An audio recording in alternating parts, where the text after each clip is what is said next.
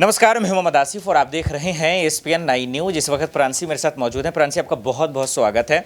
देश की वो बेटियां जिसकी वजह से हमारा आप गर्व करते हैं, जो अपनी मेहनत की बदौलत मेडल लाती हैं, ओलंपिक जीत के लाती हैं, लेकिन देश शर्मसार तब हुआ प्रांसी जब वो लोग 3 दिन के धरने पर बैठ गए और उनका मांग सिर्फ यही था कि बृजभूषण शरण सिंह को, जिन पे यौन शोषण का जो है आरोप लगा, जिसको इंग्लिश में हम लोग सेक्सुअल हरासमेंट बोलते हैं, खास करके उन्होंने आरोप लगाया। उसके बाद उनकी ख्वाहिश थी कि उनको पद से इस्तीफा दिया जाए और मोदी जी से मुलाकात किया जाए।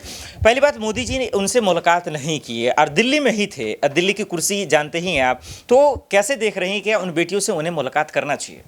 सबसे पहले बहुत बहुत शुक्रिया आसिफ जी आपका। और जैसा कि आपने यहाँ पर जो बात रखी कि पीएम मोदी को क्या वाकई में उनसे मुलाकात करनी चाहिए थी, वाकई में यहाँ पर देश की बेटियों के लिए, महिलाओं के सम्मान में पीएम मोदी हमेशा ही अपने हर एक भाषण में बोलते हुए नजर आते हैं। तो जाहिर सी बात है, जब वह अपना यहाँ पर एक तरीके से मान सम्मान मांग रही हैं तो वो मान सम्मान उन्हें मिलना ही चाहिए। और बृजभूषण शरण सिंह के इस्तीफे पर जिस तरीके से उन्होंने मांग की, हालांकि देखा जाए तो इस्तीफा इतनी जल्द से जल्द तो नहीं होगा और फिलहाल देखा जाए तो मामले को ठंडे बस्ते में डालने की पूरी कोशिश की जा रही है। तो पीएम मोदी की मुलाकात पर अगर बात की जाए तो जाहिर सी बात है, आप भी ये बात बखूबी समझते हैं कि वह देश के पीएम हैं, इतनी जल्दी तो मुलाकात नहीं करेंगे, लेकिन देश के गौरव को, देश के सम्मान को हमेशा ही उन बेटियों ने बढ़ाया है। तब तो उनकी मुलाकात होती ही रहती थी, क्योंकि जब हम सभी ने देखा कि कोई भी बेटी अगर देश के गौरव को बढ़ाती हुई नजर आती है, खेल प्रतियोगिता में जीत हासिल करती हुई, सवाल कह रहा हूं ना कि जब वो लोग गोल्ड जीत के लाती हैं तब तो आप सबसे आगे रहते हैं, फीता काटने में रहते हैं और क्योंकि आपको वोट बटोरना होता है। लेकिन जब ये बेबस है, जब परेशान है, मुसीबत को दूर करने का वक्त है, तब फिर क्यों नहीं सुनवाई या क्यों नहीं? जाहिर सी बात है, यहाँ पर जो लोकसभा चुनाव होने वाले हैं, उन चुनाव को लेकर यहाँ पर रणनीतियां बनाई जा रही है। जाहिर सी बात है, इस मामले को ठंडे बस्ते में डालने की कोशिश की जा रही है, क्योंकि लेकिन यहाँ पर देखा जाए प्लस पॉइंट ये रहेगा मोदी सरकार का कि अगर आप इस मामले पर डिसीजन अभी तुरंत के तुरंत लिए जाते और लगातार जांच पड़ताल होती रहती, कोई ना कोई डिसीजन अगर निकल कर आता, नतीजा सामने निकल कर आता, तो जाहिर सी बात है मोदी सरकार को और भी प्लस पॉइंट देखने को मिल जाते हैं यहाँ पर। क्योंकि लोकसभा चुनाव जो साल 2024 में होंगे, लोकसभा चुनाव के लिए विपक्ष की यही रणनीति है कि पूरा ही विपक्ष अगर एकजुट हो जाता है तो केंद्र से, सत्ता से बीजेपी को हटाया जा सकता है। दूसरी तरफ बीजेपी पर यहाँ पर सीबीआई और ईडी की छापेमारी करवाने का भी आरोप है। वहीं एक बड़ा आरोप यह है कि जिस भी राज्य में किसी अन्य विपक्ष की जो सरकार है उसको गिराने के लिए बीजेपी आगे रहती है।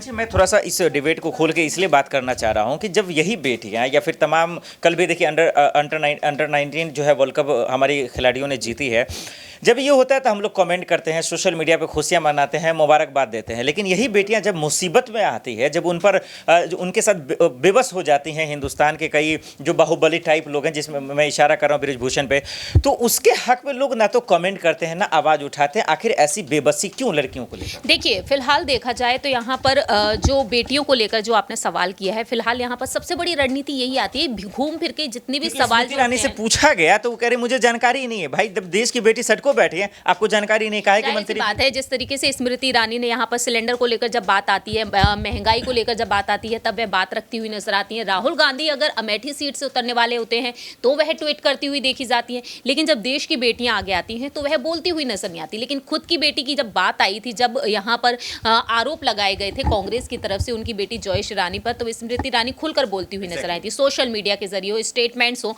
उन्होंने वो प्रूफ खड़े कर दिए थे लगातार कि मेरी बेटी ऐसा कुछ भी नहीं कर रही है। लेकिन आज जब देश की बेटियां, हमारे भारत देश की बेटियां जो हमारे देश का यहाँ पर गौरव बढ़ा रही हैं, गोल्ड मेडल जीत कर ला रही हैं, तो यहाँ पर उनके लिए उनका ना बोलना तो जाहिर सी बात है बेहद जरूरी है। स्मृति ईरानी का ये तंज भी कस देना कि उन्हें कुछ पता ही नहीं है। आपको आखिरकार क्यों नहीं पता है, जब पूरे ही देश को पता है, जब वह जंतर मंतर पर बैठकर धरना प्रदर्शन दे रही हैं। दिल्ली की सियासत में आप लगातार एक्टिव है, मोदी कैबिनेट का आप हिस्सा हैं और दिल्ली में ही ये सब कुछ हो रहा है, तो जाहिर सी बात है उनका बोलना बनता है। स्मृति ईरानी अगर यहाँ पर अभी बोलती हुई नजर आनी, तो हाल ही की लेटेस्ट खबर जो आई है आसिफ सामने, उसके बारे में गौर करना चाहेंगे। 16 फरवरी के दिन त्रिपुरा में विधानसभा चुनाव के लिए मतदान होंगे और इन त्रिपुरा में यहाँ पर देखा जाए तो राहुल गांधी, मल्लिकार्जुन खड़गे, प्रियंका गांधी स्टार प्रचारक के तौर पर उतारे गए हैं, तो वहीं स्मृति ईरानी को भी उतारा गया। तब तो आप बोलेंगी त्रिपुरा पे के विधानसभा चुनाव है, तब वह बोलती हुई नजर आएंगी। बाकी के जो और भी अलग अलग राज्यों में चुनाव है उनके लिए अमेठी की जब बात आती है तब वह बोलती हुई नजर आती हैं। और बीते कल उनका अमेठी का दौरा भी रहा है, हालांकि वह कुछ बोली तो नहीं है, लेकिन वह इंतजार ये कर रही है कि आखिरकार राहुल गांधी कब अमेठी को लेकर एक बड़ी अनाउंसमेंट करेंगे, इसको लेकर वह हमेशा बोलती हुई एक नजर सवाल आती ये भी है कि बृजभूषण शरण सिंह बाहुबली हैं, अपने आप में एक दिग्गज नेता हैं, लोग उससे डरते हैं और इसीलिए वो जीत भी जाते हैं। क्या यही वजह थी कि बहुत सारे सांसद, बीएसपी के भी सांसद उनके समर्थन में आ गए और बीजेपी के कई ऐसे नेता, क्या इसलिए उनका समर्थन कर रहे हैं? क्योंकि एक देश की बेटी ने उन पर यौन शोषण का आरोप लगाया, इसके बावजूद लोग उसका समर्थन कर रहे हैं। क्या इसलिए वाकई में वो उनके अंदर सादगी थी, यानी कि वो उनका चरित्र ठीक था, कैरेक्टर ठीक था, या इसलिए क्योंकि बाहुबली हैं, अपने आप में दिग्गज हैं? क्योंकि एक मंच पे आपने देखा था कि जब तो उन्होंने थप्पड़ भी मारा था खिलाड़ियों को, क्या इसलिए लोग समर्थन कर रहे थे या इसलिए कि वाकई में वो ठीक है?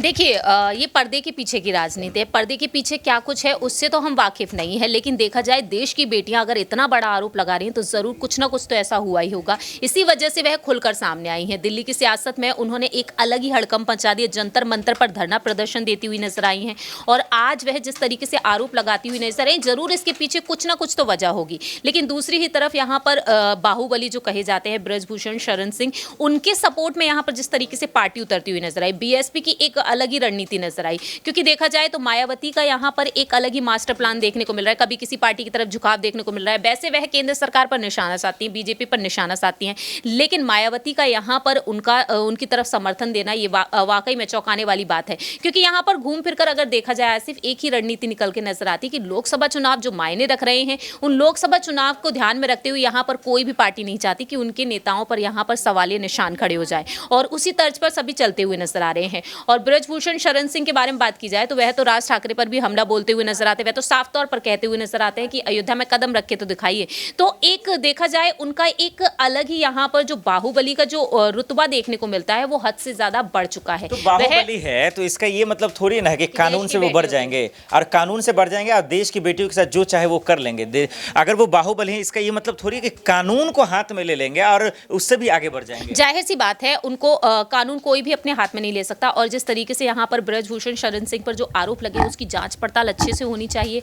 और यहाँ पर उन्होंने जिस तरीके से साफ तौर पर कह दिया है कि वह इस्तीफा तक नहीं देंगे, अगर वाकई में उन्होंने ऐसा किया होगा तो जाहिर सी बात है इस्तीफे तक तो आखिरी सवाल फटाफट, वो ये कि देश की बेटियों ने ये भी कहा था, पहलवान खिलाड़ियों ने, कि तब तक हम हिलेंगे नहीं या हारेंगे नहीं, क्योंकि भले ही इस वक्त धरना खत्म कर दिए, इस्तीफा नहीं लेंगे तब तक हम झुकने वाले नहीं। और इस वक्त वो लोग ट्वीट कर बार बार बोल भी रही है केंद्र सरकार को, क्या कोई फर्क पड़ेगा क्या इस्तीफा? देखिए, बार बार उनका ट्वीट करना और केंद्र सरकार की तरफ से कोई भी रिएक्शन ना आना तो जाहिर सी बात है, आप बखूबी समझ सकते हैं कि मामले को जल्द से जल्द सुलटाने की कोशिश की जा रही है, लेकिन वह अभी पीछे नहीं हटेंगे। और यहाँ पर अगर उन पर फैसला लिया जाएगा तो बहुत ही अच्छा रहेगा मोदी सरकार के लिए, केंद्र सरकार के लिए, क्योंकि देखा जाए तो हर एक मुद्दे का कनेक्शन राजनीति से जुड़ जाता है, तो पूरा फायदा आने वाले समय में देखने को मिलेगा।